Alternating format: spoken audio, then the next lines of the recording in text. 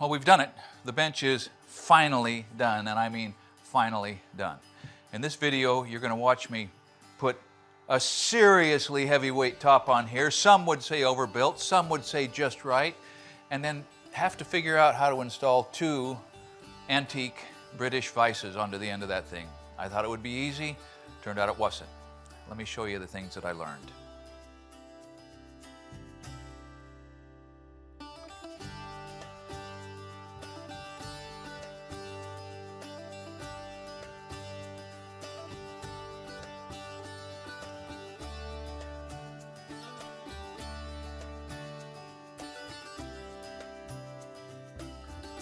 These heavy boards that the top is made of came from some trees that I logged, I think 9 years ago. We did a video about how I barber chaired 2 or 3 of them before I figured it out.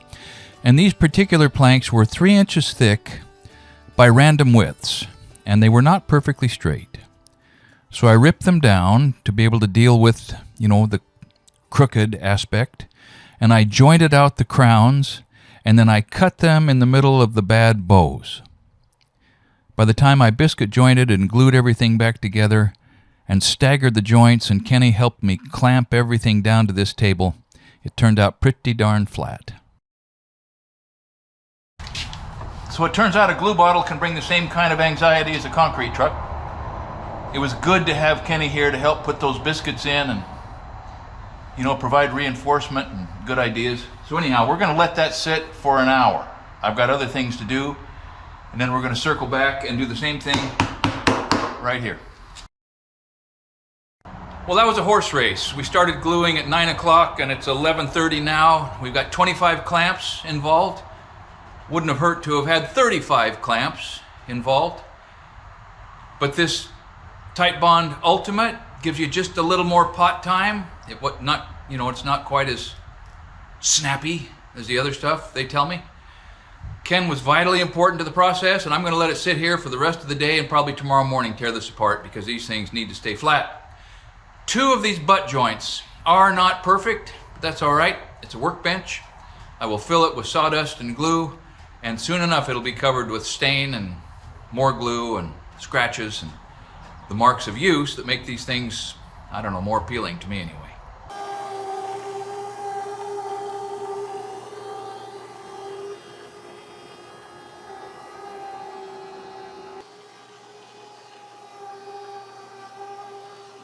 Well, it's a relief, and I'm delighted. It's good to have this in here. I got a couple little things to sand out. I don't want to take this down anymore. A scraper and a sander will take care of that. Little putty, little paint. It's going to be a wooden anvil. That's what we wanted.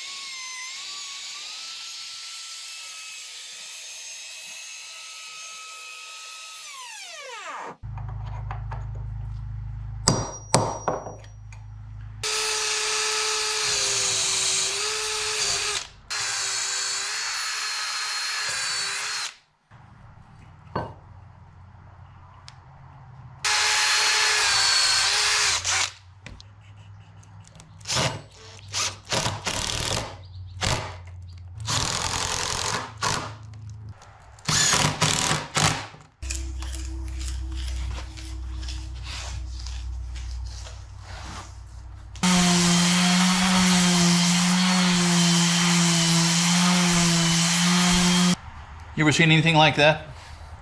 I hadn't either. But Josh over at Dutton Tools emailed me and said, hey, I'm going to send you a sander light to fit your Makita. And he did. And I'm not enough of a woodworker to have anticipated how handy it would be to be able to really see. But as a carpenter and a framer and a blacksmith, right now I've got to say this is a definite plus.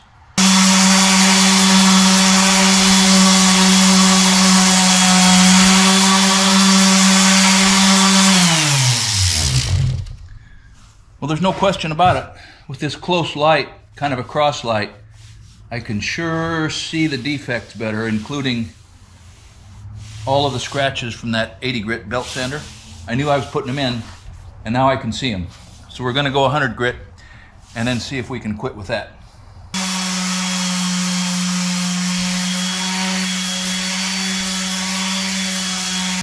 I'm gonna be here a while. You guys don't have patience enough for that. So I'm gonna sand this all down to 100 and then search my soul and see if I gotta go to 120.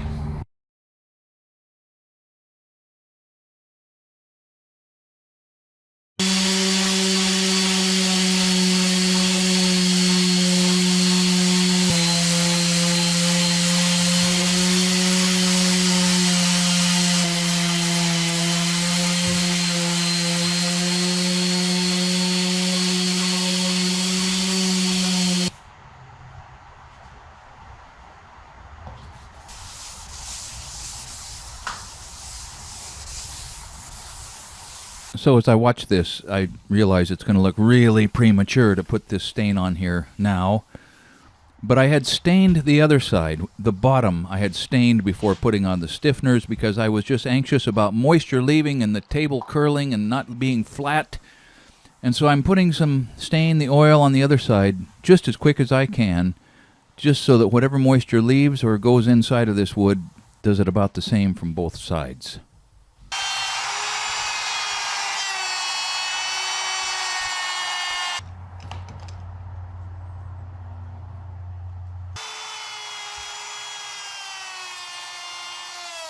Some of the most useful things that Ken taught me were about routers and the bits and their uses and the tricks and the jigs and the straight edges, and I spent a fair amount of money on the bits, especially those big ones with the guide bearings and all that, but I gotta say they were worth every dime, and with the woodworking skills I had, I don't know how I would have built this bench without them.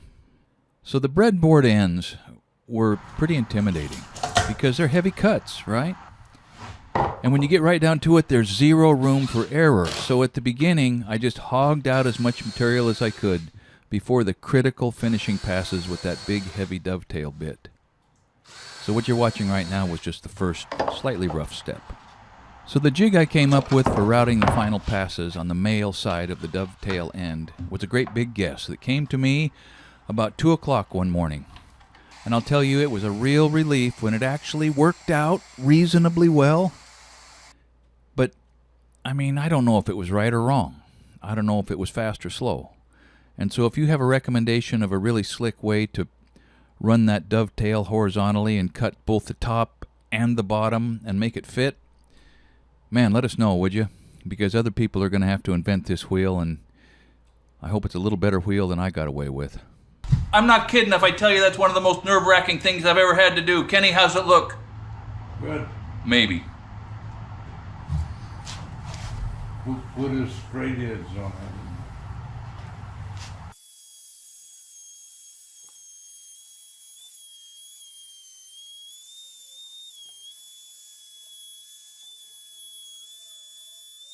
So this is my pattern, and I need to have, let me see if I can get this right, yeah, down to the throat, the narrow side of the male side of this dovetail, 7/8 of an inch, which is this dimension right here, which is, oh, I'm a 32nd I'm taking it. That's good enough for me, sports fans.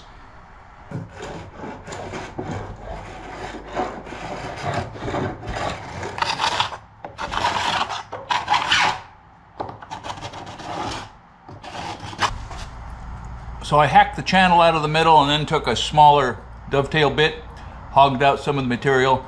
I'm going to make the two passes right and left now and see how we do.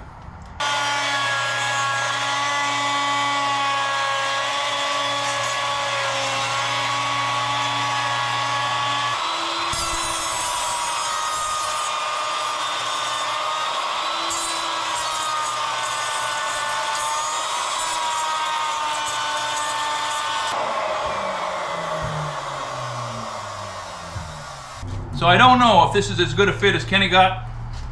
I rather doubt it, but it's been a challenge. And I'm not sure we're quite there. But let me show you this.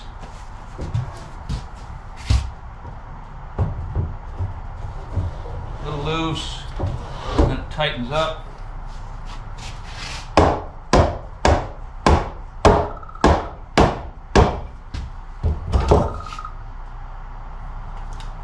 We're going to tighten this on in here.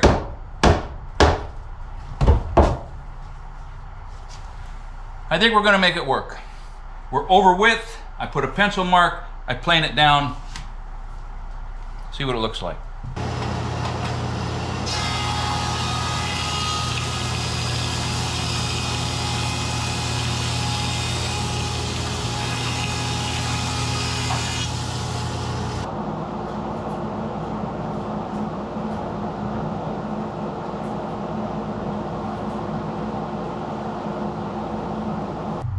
I'm going with that. I can sand this down, put 1 or 2 bolts through, get the ends cut off, a little proud to accommodate difference in swelling, end grain, grain and compression sideways, endo, all of that. Kenny says that's important. This end, the end furthest from traffic, fits a little better than that end, wouldn't you know? But we've got vices to put down there, a dead man to make coming along here, and we will be done, my friends, done. I didn't run the camera when I was cutting these first mortises, these notches for this vise.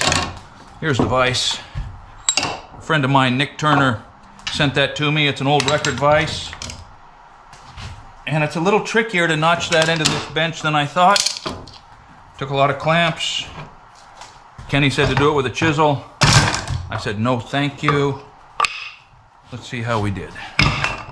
So I've got these corners down here I haven't dug out yet because this is the top of the bench, this is the bottom, and so I want to wait till I have this thing flipped over to make sure that that fits properly. It's going to be something like this, I hope. Okay, I think that's going to work when I get those corners all chopped out. Got to go down there, got to come down about a strong 1/4, 5. Yeah, I think we're all right. We'll get out the chisel.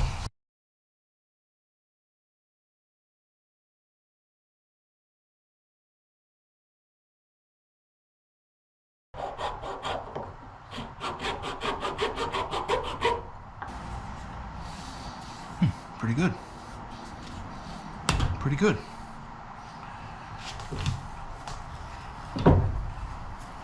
Got to clean up this old vise, wire brush it a little bit. Gonna leave the original paint on, or what I think is original paint. Get that back there.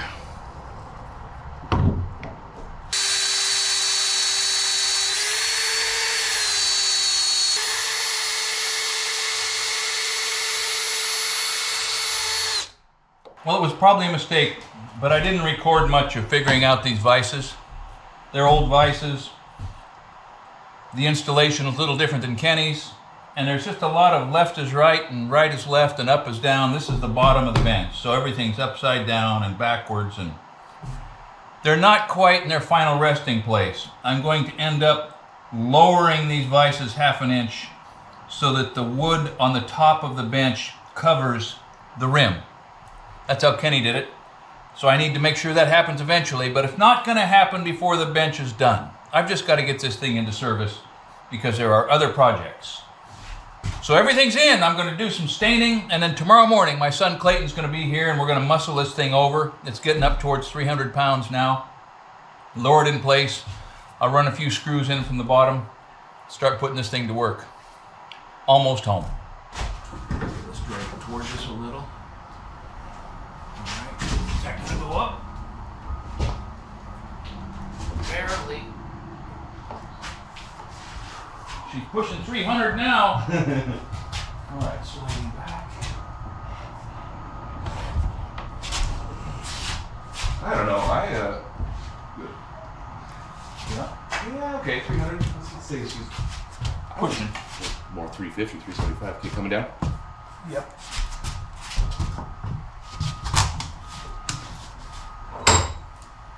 Yes. Whew. Okay, sliding.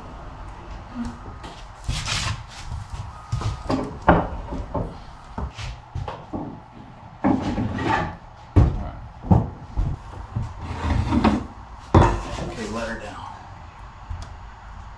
Back towards me, or is it going? Yeah. Okay, this Oh, doesn't feel right. slide it your way. Lift it and slide it. A little more. An inch. Oh, okay, down right there. All right, so we went from installing the vices on the bottom of the bench, so I couldn't really see what the top was going to look like, to turning it over and then getting a look at how the vices were positioned, and I had one resounding success and one qualified success on the big one, but I knew that the big one was going to have to be adjusted to be like Kenny's anyway.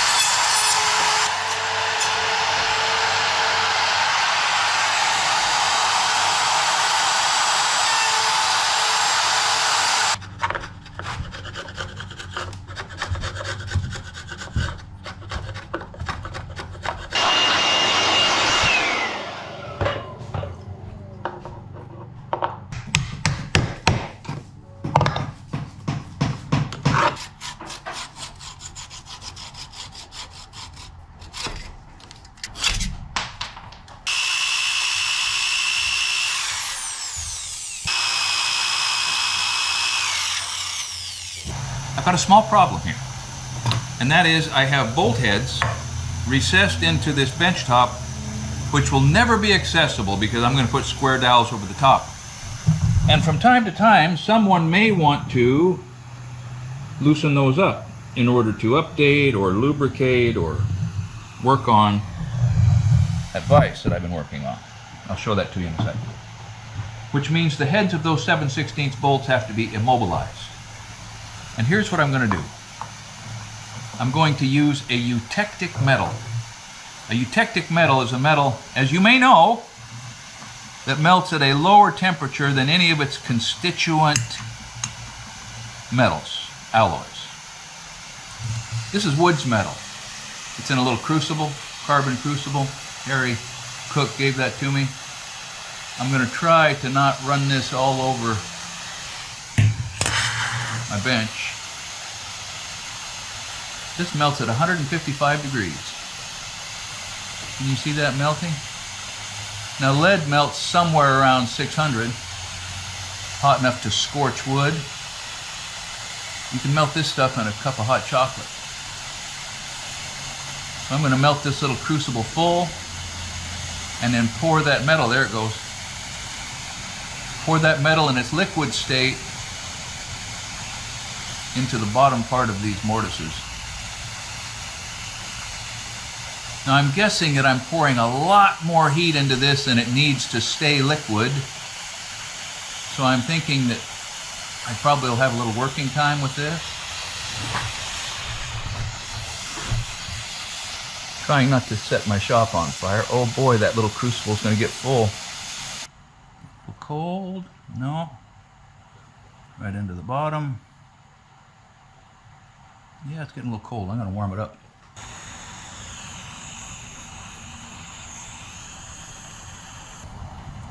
Oh, move a little quicker, right on the finish.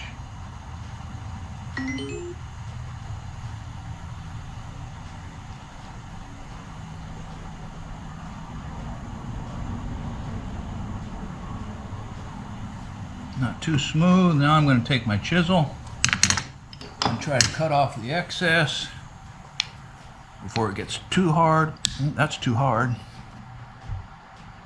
That's not.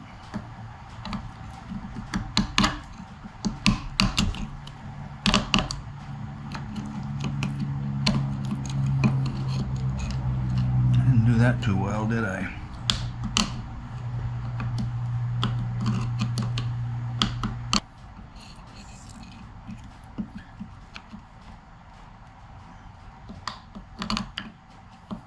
Stuff's got a little strength, a little bit of tensile strength, a little flexibility. I like it better than epoxy in a situation like this when I do it right. Put some in the bottom, fair amount, and on the sides. That one's got a little bit of tear out on the sides, and I smear a little on there. Try not to get too much, create a little hydraulic cylinder.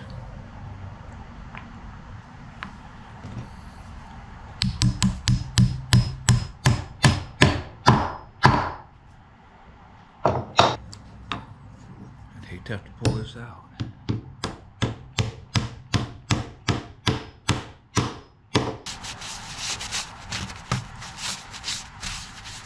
That'll all sand off.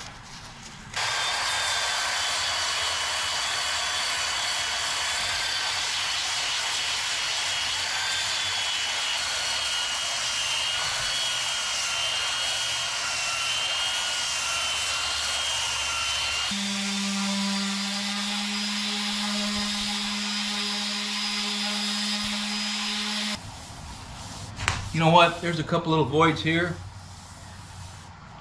Mix up some sawdust and some glue. But it's a workbench. And this is the top of a workbench. I'm going to stain that. I'm going to sand off a spot down here, and next time Kenny comes out, we're going to brand it. I want him to be here for the coup de grace.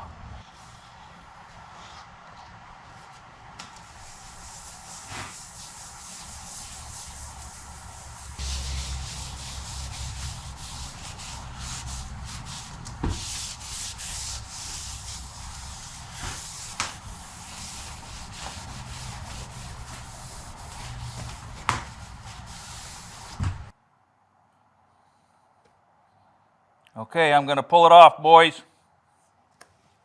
Ha ha! Plenty deep. We'll lighten it up a little with sandpaper.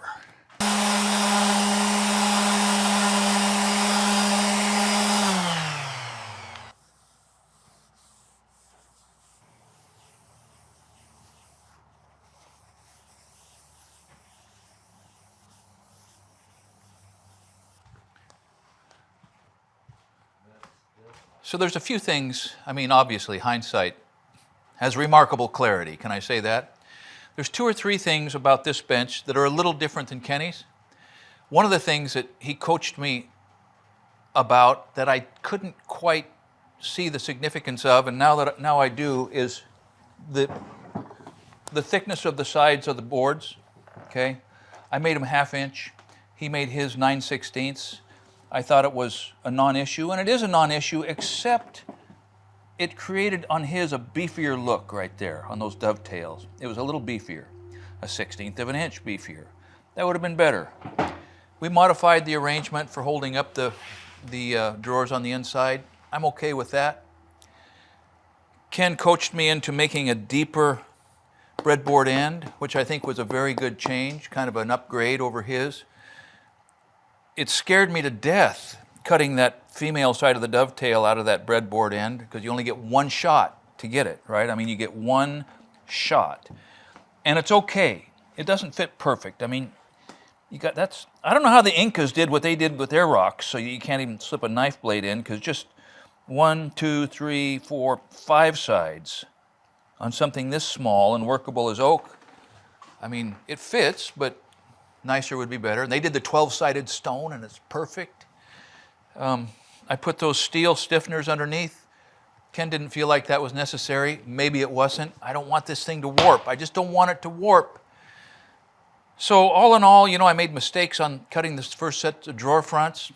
I've got those over there in a stack. I'll use those in Kelly's kitchen. But the learning curve has been uncomfortably and wonderfully vertical. And, you know, there was satisfaction for Ken and I and frustration. His stroke has taken a lot of his speech and anticipating what everybody's thinking, but it's been good. It's been good for us, right? Pretty good? Yeah. We've come to the end. I am going to make the sliding dead man, but not till next winter, because the fire in his shop burned up his steam generator and I don't have to. Anyway, all of that. What an experience. If you want to make a bench like this, and about 300 of you have sent me emails saying, yes, send me the plans, and Kelly has the list, and we're just about to send them out. So if any of you watching right now would like the plans for this, I'm not charging you anything. You just email essentialcraftsman@gmail.com, say, yes, please put me on the list for those plans. We'll send you a couple of emails kind of warming it up and telling you what to expect and how it's going to work. But there's no cost. Now, on the other hand, if you want to be part of the Essential Craftsman Academy and come to Shop Talk twice a month and ask me and the other guys about where you're at in your bench building project and get some advice and some coaching, the same kind of coaching I got from Kenny, you can do that. It doesn't cost you much. You know, 2 or 3 months of that would certainly be worth the cost of admission, and maybe you'll like it, maybe you'll stay. A lot of guys do. We have a fine time. But, you know, when I was in Ken's shop now, 2 years ago, making the video about his bench, saying, I couldn't do that. I couldn't build it. Well, it turns out if you give anybody enough time and enough material, they can turn out a good product.